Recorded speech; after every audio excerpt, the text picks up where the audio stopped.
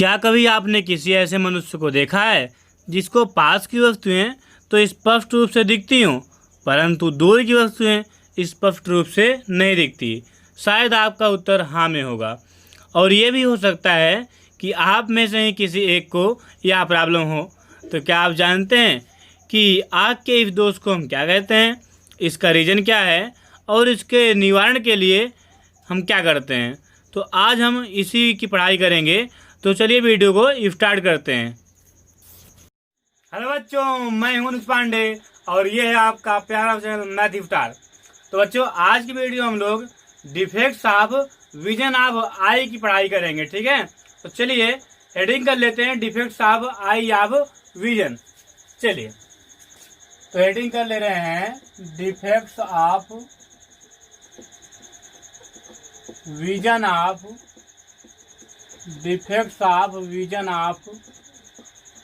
आई,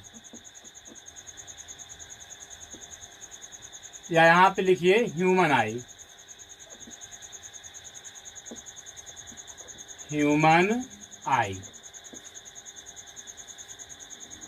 heading कर लिए सब लोग। चलिए, इसका मतलब होगा मानव नेत्र का दृष्टि दोष। अब चलिए इसकी बातें करते हैं हम लोग।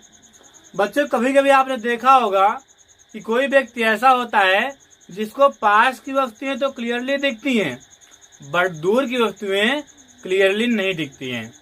और कोई व्यक्ति ऐसा भी होता है जिसको पास की वस्तुएं क्लियरली नहीं दिखती हैं और दूर की वस्तु जो होती हैं वह क्लियरली दिखती हैं। ठीक, तो व्यक्ति के आंखों के इसी दोष को ही, क्योंकि अगर स्वस्थ आंख होगी तो उसको दूर की वस्तु भी दिखेगी और पास की वस्तु भी दिखेगी। एक लिमिट के अंदर दूर की वस्तु भी दिखेगी और पास की वस्तु भी दिखेगी। लेकिन अगर जैसा भी हम पहले बताए, अगर ऐसी बात उसकी आंखों को होता है तो उसकी आंखों में क्या है, डिफेक्ट्स, दोष है। क्या है, डिफेक्ट्स। ठीक, तो पहले हम लिख देते हैं कि डिफेक्ट्स ऑफ विजन होता क्या है, उसके बारे में इसकी पढ़ाई करते हैं। चलिए, तो डिफेक्ट्स ऑफ विजन, स्वस्थ नेत्र में उसके दृष्टि विस्तार में स्थित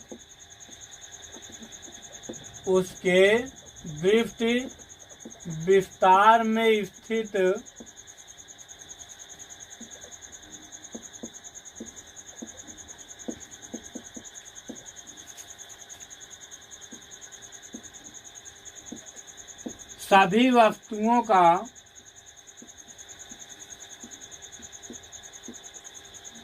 प्रतिबिंब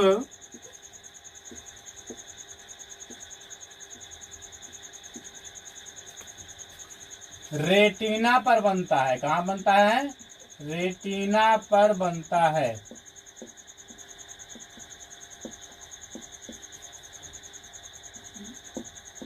जिससे कि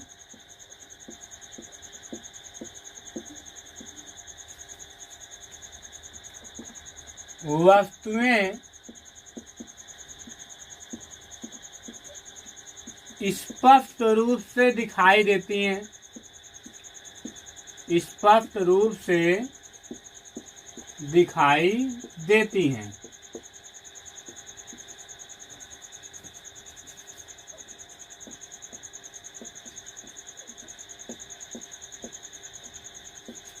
यदि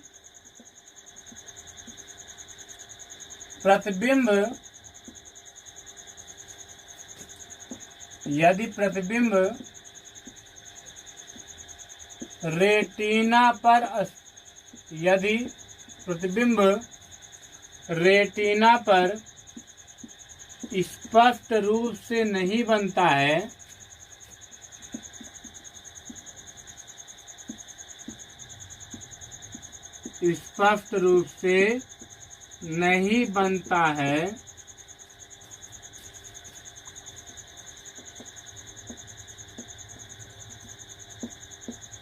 इसको आप इवली से लिख सकते हैं कि यदि प्रतिबिंब रेटिना पर नहीं बनता है, जो आप लिखे हैं स्पष्ट रूप से, इसको आप ऐसे भी लिख सकते हैं यदि प्रतिबिंब रेटिना पर नहीं बनता है। तो इसे आँख का या आँखों का दृष्टि दोष कहते हैं। क्या कहते हैं? दृष्टि दोष कहते हैं।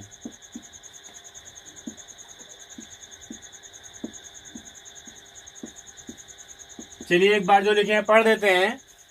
स्वस्थ नेत्र में उसके दृष्टि विस्तार में स्थित सभी वस्तुओं का प्रतिबिंब, यहाँ लिखेंगे सभी वस्तुओं का प्रतिबिंब, सभी वस्तुओं का प्रतिबिंब रेटिना पर बनता है, जिससे कि वस्तुएं स्पष्ट रूप से दिखाई देती हैं। इसके पहले वाले वीडियो में हम आपको बताए थे कि यदि प्रतिबिंब रेटिना पर बनता है तो वस्तुएं दिखाई देगी। ठीक, वही लिखा हुआ है इसमें। यदि प्रतिबिंब रेटिना पर नहीं बनता है तो इससे आंखों का दृष्टि दोष कहते हैं। अब ये दृष्टि दोष जो होता है ये 3 प्रकार का होता है। कितने प्रकार का? 3 प्रकार का। तो चलिए हम देख लेते हैं कि कौन कौन से। तो पहला जो होता है वो होता है मायोपिया। पहला क्या होता है? मायोपिया। साइंस की भाषा में क्या बोलते हैं इसे? मायोपिया। या हम लोग सामान्य भाषा की बात करें तो उसमें बोलते हैं शॉर्ट साइटेडनेस। Short sightedness. इसकी हिंदी होती है निकट दृष्टि दोष। हिंदी क्या होगी? निकट दृष्टि दोष। चलिए, और सेकेंड नंबर अगर हम बात करें तो सेकेंड होता है हाइपरमेट्रोपिया। क्या होता है? हाइपरमेट्रोपिया। सामान्य भाषा हम लोग इसे कहते हैं क्या? Long sightedness. क्या? Long sightedness. Long sightedness. इसकी हिंदी होती है दूर दृष्टि दोष। इसकी हिंदी क्या होगी? दूर दृष्टि दोष। और एक और होता है, उसे बोलते हैं हम लोग ओल्ड साइट। क्या बोलते हैं उसे? Old site. यहाँ साइटेडनेस लिख दीजिए। मतलब जरा दृष्टि दोष। जरा मीन्स होता है बुढ़ापा, और ये जो दृष्टि दोष होता है जरा दृष्टि दोष, ये बूढ़ों की आंखों में होता है। किसकी आंखों में? बूढ़ों की आंखों में। वैसे जरा दृष्टि दोष जो होता है ये एक प्रकार का दूर दृष्टि दोष ही है। मतलब जो दृष्टि दोष होता है अर्थात डिफेक्ट्स ऑफ विजन, ये विशेष करके 2 प्रकार का ही होता है। ये तो जरा दृष्टि दोष हम लोग बुढ़ों को सम्मान देने के लिए बना दिए हैं बहरहाल। बाकी ये है एक प्रकार से दूर दृष्टि दोष है। ठीक है, चलिए। तो जरा दृष्टि दोष वैसे इसको इसलिए बनाया है क्योंकि ये दोष सामान्यतः सभी बुढ़ों की आंखों में होता है। ठीक है, चलिए, जिससे कि बच्चे जान लें कि अगर बूढ़ा है तो लॉन्ग साइटेडनेस उसके आंखों में जरूर होगा। ठीक है, तो जरा दृष्टि दोष, जरा दृष्टि दोष ये हो गया। चलिए अब आप सुनिए थोड़ा ध्यान से। पहले बात करते हैं हम लोग मायोपिया अर्थात शॉर्ट साइटेडनेस। इसमें क्या होता है व्यक्ति को निकट की वस्तु तो स्पष्ट रूप से दिखाई देती है, बट दूर की वस्तु स्पष्ट रूप से दिखाई नहीं देती है। इसका सीधा सा मतलब है कि निकट की वस्तुओं का प्रतिबिंब उसके रेटिना पर स्पष्ट रूप से बनता है, बट जो दूर वस्तु होती है उसका प्रतिबिंब उसकी रेटिना पर क्लियरली नहीं बनता है। इसीलिए दूर की वस्तुएं उसे दिखाई नहीं देती हैं। तो इस प्रकार के दोष को क्या बोलते हैं हम लोग? Short sightedness myopia. साइंस की भाषा में से क्या बोलते हैं? मायोपिया, और सामान्य भाषा में क्या बोलते हैं? Short sightedness. समझ गए? चलिए अभी इसका हम एक एक करके विस्तार से पढ़ेंगे। अभी थोड़ा इंट्रोडक्शन लीजिए। अब सेकंड नंबर क्या है? हाइपरमेट्रोपिया। हाइपरमेट्रोपिया में क्या होता है कि व्यक्ति को पास की वस्तु स्पष्ट रूप से दिखाई नहीं देती है, बट दूर की वस्तु स्पष्ट रूप से दिखाई देती है। मतलब मायोपिया का जस्ट उल्टा है क्या? हाइपरमेट्रोपिया। मतलब जो दूर वस्तु होती है उसका इमेज आंखों पर क्लियरली बन जाता है, बट जो पास वस्तु होती है उसका इमेज आंखों पर क्लियरली नहीं बनता है। इसका भी अभी हम विस्तार से अध्ययन करेंगे, इसका रीजन जानेंगे, इसका उपचार जानेंगे कि इसका इलाज क्या है। ठीक है, चलिए। और ओल्ड साइटेडनेस, इसे ओल्ड साइट भी कहते हैं, तो इसके बारे में तो हम जानते ही हैं। अभी आपको बताए कि ये एक प्रकार क्या है? लॉन्ग साइटेडनेस, दूरदृष्टि दोष, जो कि बूढ़े लोगों की आंखों में अक्सर पाया जाता है। ऐसा नहीं कि सभी बूढ़े लोगों की आंखों में जरा दृष्टि दोष होगा, लेकिन हाँ होता है लगभग सभी में। ठीक है, चलिए तो अब हम हेडिंग कर लेते हैं मायोपिया, शॉर्ट साइटेडनेस। चलिए तो इसको आप लिख लीजिए इतना, और हेडिंग करते हैं क्या? मायोपिया। और मायोपिया को हम लोग विस्तार से जानते हैं। चलिए हेडिंग कर लिए सब लोग? अच्छे से हेडिंग कर लिए, समझ में आ रहा है? बहुत बढ़िया, बहुत बढ़िया।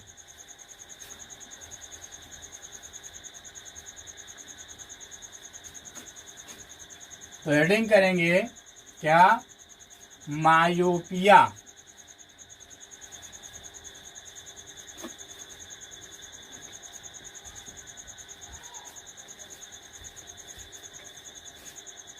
इसे क्या बोलते हैं हम लोग? Short sightedness. शॉर्ट साइटेडनेस या मायोपिया।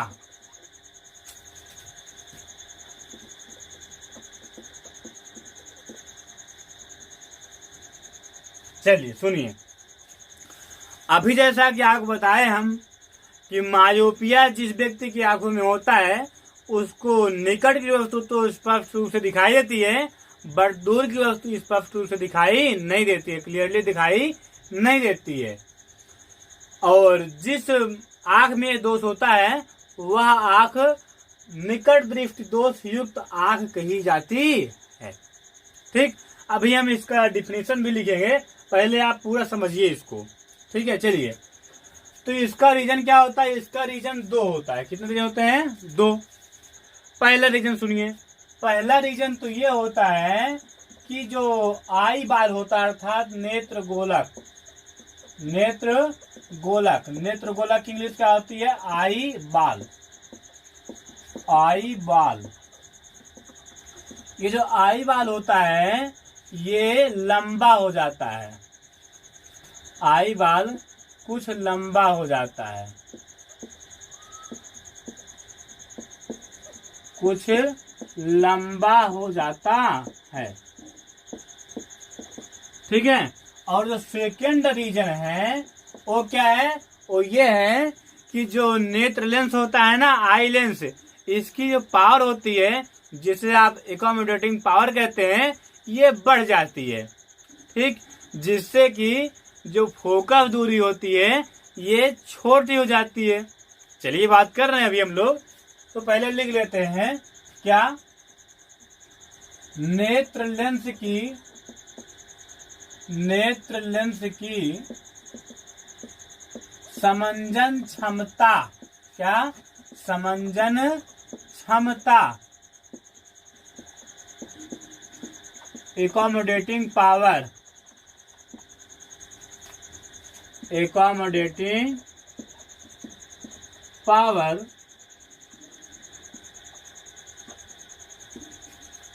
बढ़ जाती है। क्या हो जाती है?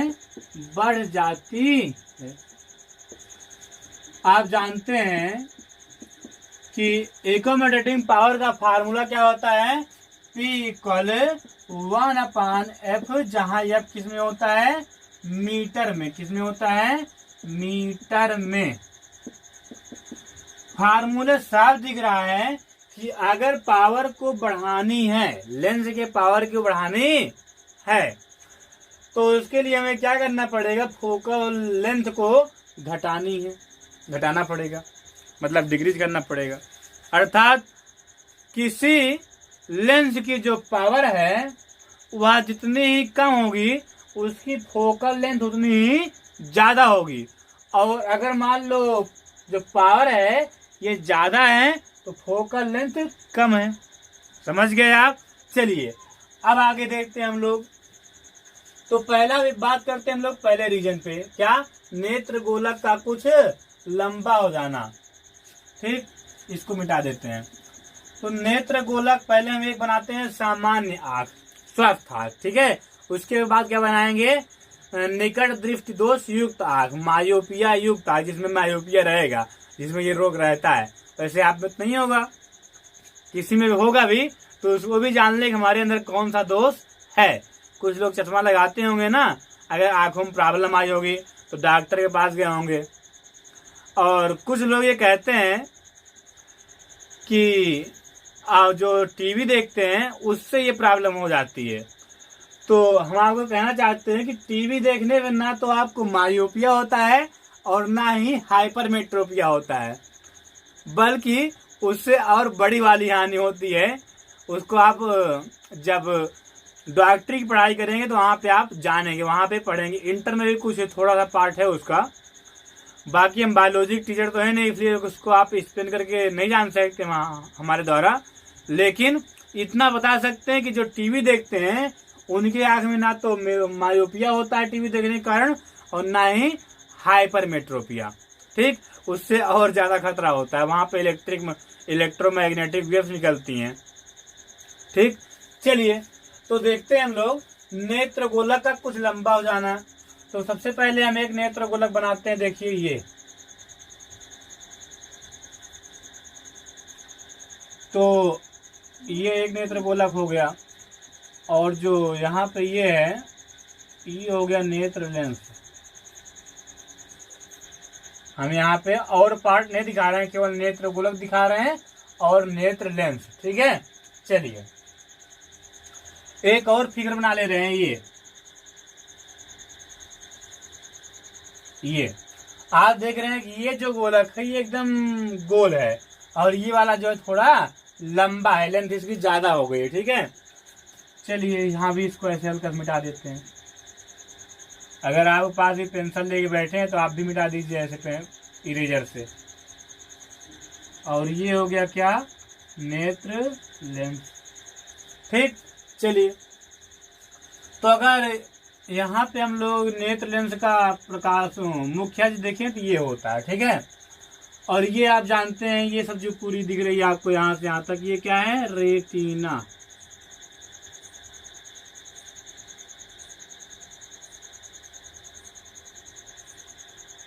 ये पूरी क्या होती है, रेटिना। समझ रहे हैं, बहुत बढ़िया।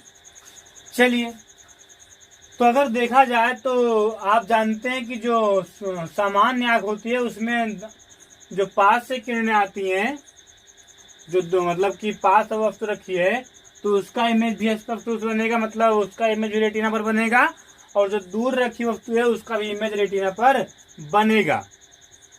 ठीक है, चलिए आप फिगर समझा देते हैं। तो यहाँ पे आपको दूर की वस्तुएं दिखाई देती हैं, तो यहाँ पे आपको ऐसा करते हैं कि वस्तु को दूर मानते हैं। मान लो वस्तु दूर रखी है कोई, तो दूर से आने वाली जो किरणें होती हैं ये एक दूसरे क्या होती हैं, पैरेलल। तो ये देखिए पैरेलल रेज जा रही है, ये रेज जो हैं कैसे आ रही हैं, एक दूसरे के पैरेलल। और रिफ्रैक्शन के पश्चात, आई लेंस से रिफ्रैक्शन के पश्चात कहाँ पे मिलेंगी, ये यहाँ पे। ये स्वस्थ आंख की बात कर रहा हूं मैं, हेल्दी आई, यहाँ पे लिख भी दे रहा हूं, कौन सी आई, हेल्दी आई, स्वस्थ आंख। तो इस तरह से होता है कब, जब आंख स्वस्थ होती है तो दूर से आने वाली जो किरणें होती हैं वो रेटिना पर स्पष्ट रूप से मिलती हैं और स्पष्ट रूप से प्रतिबिंब हमें दिखाई देता है। लेकिन अगर हम लोग जो निकट दृष्टि दोष युक्त आंख होती है उसकी बात करें तो यहाँ पे देखिए पहले हम क्या दिखा रहे हैं, प्रिंसिपल एक्सिस, मुख्य अक्ष। क्या? प्रिंसिपल एक्सिस, ये हो गया प्रिंसिपल एक्सिस। अब यहाँ पे देखिए, तो यहाँ पे आप देखिए, यहाँ पे देखिए, आपको लग रहा होगा कि यहाँ से लेकर यहाँ तक की दूरी इसकी अपेक्षा यहाँ पे ज्यादा है। मतलब जो फोकल लेंथ यहाँ पे यहाँ तक की थी, अब इसमें ज्यादा तो होगी नहीं, इसलिए जो प्रिंसिपल फोकस है अब जो रेटिना के बजाय कुछ आगे हो जाएगा, मतलब यहाँ कहीं, यहाँ पे क्या हो गया, प्रिंसिपल फोकस। अब आप जानते हैं कि जब भी कोई किरण प्रिंसिपल एक्सिस के पैरेलल आती है तो रिफ्लेक्शन हो, रिफ्रैक्शन के पश्चात कहाँ से निकलती है, प्रिंसिपल फोकस से। तो मान लीजिए बॉडी जो है दूर रखी है और वहां से रेज आई है ऐसे, ये, और वहां से रेज आई तो रिफ्लेक्शन के पश्चात कहाँ से पास करेगी, प्रिंसिपल फोकस से।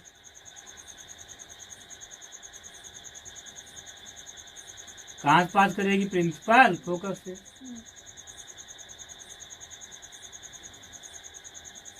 ये तो जहां पे दोनों मैच करेंगे वहीं पे क्या बनेगा, इमेज।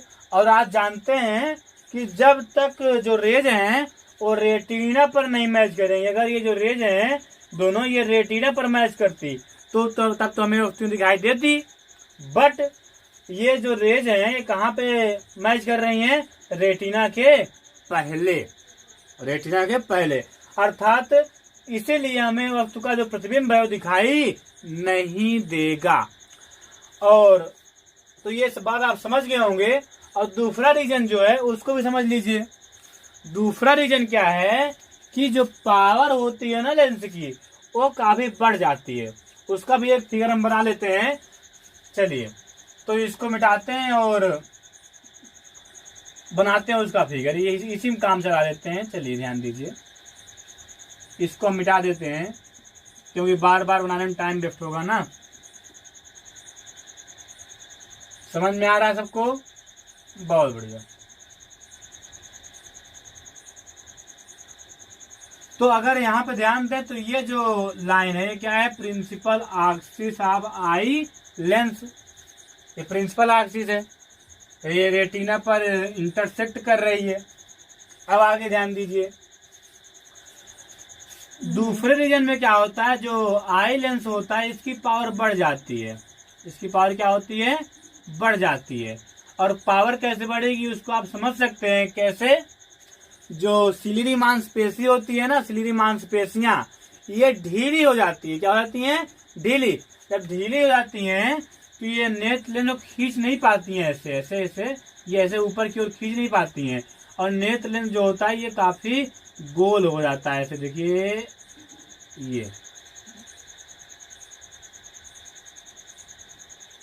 ये नेत्र लेंस, ये मांसपेशियां होती है ना ऐसे ऐसे, इसमें यहाँ पे ऐसे जुड़ी होती हैं। तो यही मांसपेशियां जो होती हैं ये ढीली हो जाती हैं, ठीक पहले की अपेक्षा कुछ ढीली हो जाती हैं, जिसके कारण जो लेंस होता है ये ऐसे छोटा हो जाता है, मतलब ज्यादा गोल हो जाता है। ठीक है, तब क्या होगा सुनिएगा। अब इसकी पावर जो है वो बढ़ गई, पावर बढ़ेगी तो फोकल जो प्रिंसिपल फोकस यहाँ पे लाई कर रहा था अब पहले ही लाई करेगा, मान लेते हैं यहाँ पे। तब जो दूर वस्तु रखी होगी उसकी जो रेज होंगी प्रिंसिपल एक्सिस पर लाएंगे ऐसे, तो रिफ्रैक्शन के पश्चात कहाँ से पास करेंगी, प्रिंसिपल फोकस से। अब यही क्या बन जाएगा, इमेज। और जब इमेज यहाँ बनेगा, यहाँ नहीं बनेगा तो हमें वस्तुएं स्पष्ट रूप से दिखाई नहीं देंगी। और स्पष्ट रूप से वस्तु दिखाई नहीं देगी तो हम क्या कहेंगे, हमारी आंखों में कौन सा दोष है, मायोपिया। तो इस तरह दो रीजन आपको हम बता दिए हैं। समझ में आया कुछ? दो रीजन आपका हो गया। एक क्या है कि पावर का बढ़ जाना, पावर बढ़ेगी मतलब फोकस जो है वो पहले हो जाएगा।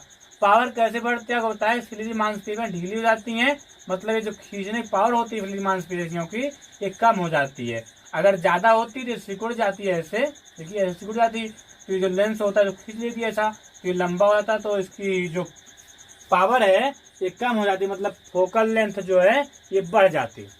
ठीक है, तो एक रीजन ये हुआ और दूसरा रीजन ये, ठीक, जिसके कारण जो रेज हैं वो रेटिना पर मिलने की बजाय पहले ही मिलने लगती है, हमें वस्तुओं का प्रतिबिंब दिखाई नहीं देता है। चलिए अब हम आगे चलते हैं इसके निवारण पे। इसका निवारण करने के लिए हम क्या करेंगे, सोचिए कैसे करेंगे इसका निवारण, इसका उपचार हम कैसे करेंगे। तो इसके लिए हम क्या करेंगे, सुनिएगा ध्यान से।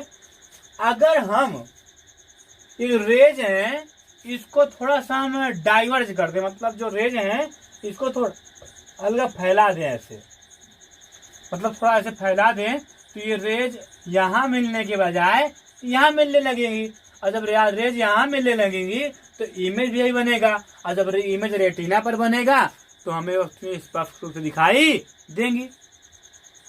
और जो ये उपचार बताएंगे हम अभी आपको, ये उपचार दोनों के लिए, मतलब चाहे आपकी पावर बढ़ गई हो नेत्र लेंस की, और चाहे जो नेत्र गोलक है आई वाल इसकी लंबाई बढ़ गई हो, दोनों में ये काम करेगा। ठीक, क्या सुनिएगा। तो आपकी आवश्यकता क्या है, आपकी आवश्यकता ये है कि जो ये रेज हैं ये थोड़ा सा फैल जाए। तो किरणों को कौन फैलाता है, अगर आप formation of image by concave lens देखे हो तो वहां पे आपको हम क्लियरली मेंशन किए हैं, और वहां पे दिखाया भी है फिगर से कि वहां पे जो कनकेव लेंस था ये किरणों को डाइवर्ज करता था, फैलाता था। तो इसलिए हम इसके निवारण के लिए क्या करेंगे, चश्मे में अवतल लेंस लगा करके, मतलब अवतल लेंस वाला चश्मा आंखों में पहन लेंगे। तब होगा क्या, ध्यान से देखिए, सुनिएगा सुनिएगा और ध्यान से सुनिएगा, ठीक है, और वीडियो को लास्ट तक देखना मत भूलिएगा।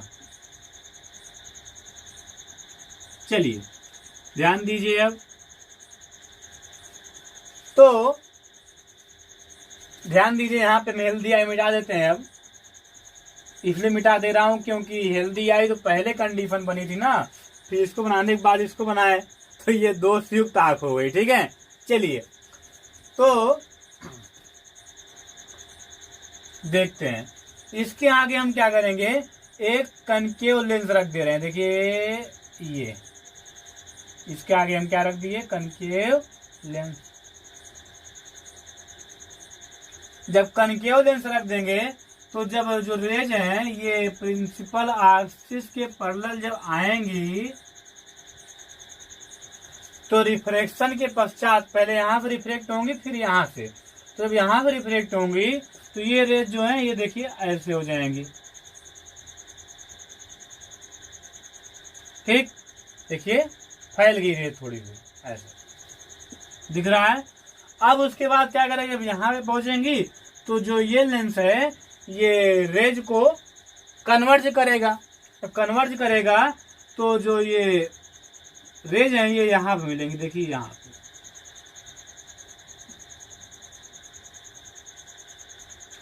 और जब रेज यहाँ पर मिलेंगी तो इमेज रेटिना पर बनेगा, और इमेज रेटिना पर बनेगा तो हमें वस्तुएं स्पष्ट रूप से दिखाई देंगी। ये क्या है, निवारण, remedy.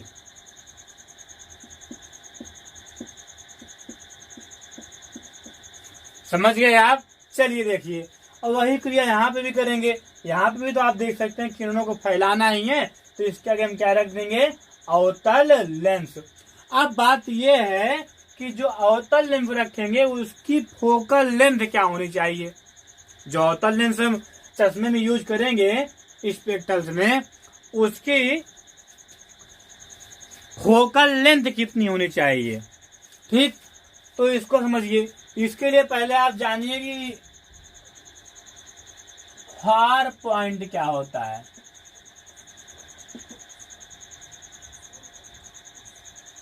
Far point, far point की हिंदी होती है क्या, दूर बिंदु। क्या हिंदी होती है, दूर बिंदु।